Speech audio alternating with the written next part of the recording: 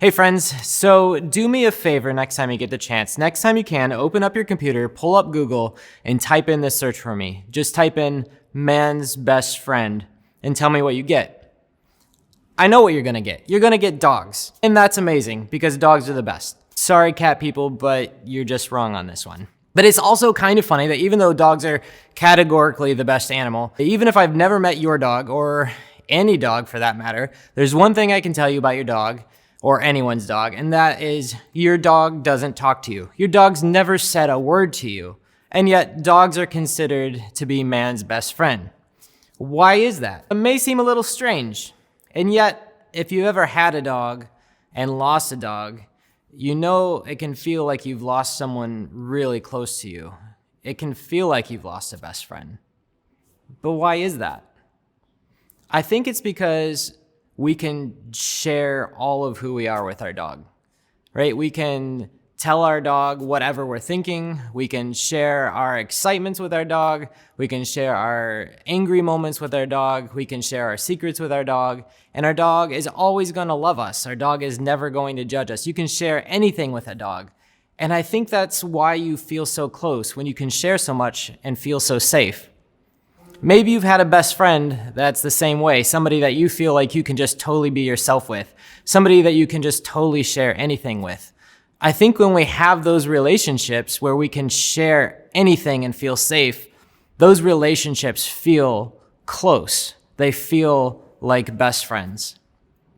So what if talking to God became more like talking to dog?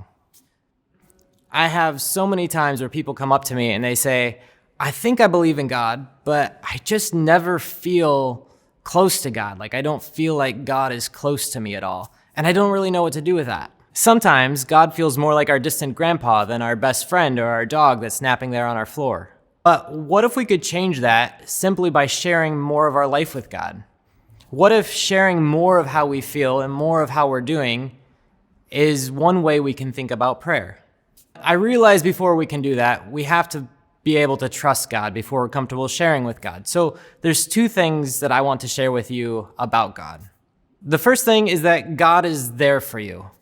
I think sometimes we can think of God as some old guy sitting on a throne in the clouds somewhere far, far away.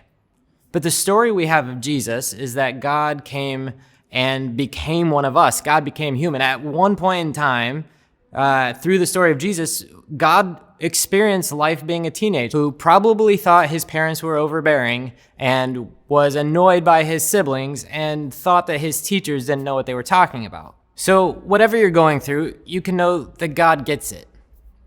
And you don't need to hide anything either. God's not your parent or your teacher or your coach, making sure that you get everything right and don't do anything wrong. God understands your ups and downs, your good choices and your bad ones. And frankly, God just wants to be there with you in the middle of it. Which brings us back to prayer. What if prayer included just simply letting God into more of your day? Maybe that's just that you're journaling or you're writing in your diary, but when you do it, you recognize that God is there with you, reading what you're writing and sharing what you're going through. For me, sometimes I just talk out loud to God, like God is right there with me in the car, like an invisible friend who is equally understanding and annoyed that my friend just did that crazy thing that they did that morning. So I don't know what kind of sharing is going to work for you, but I encourage you to find a way to simply share more of your life with God. And if you do, it's possible, just possible, that over time, God won't feel so far away. But what do you think? Have you ever had someone you felt like you could share anything with? How did that feel?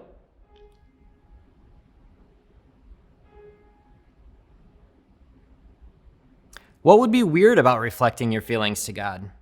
How is that the same or different than sharing with pets or your journal or your diary?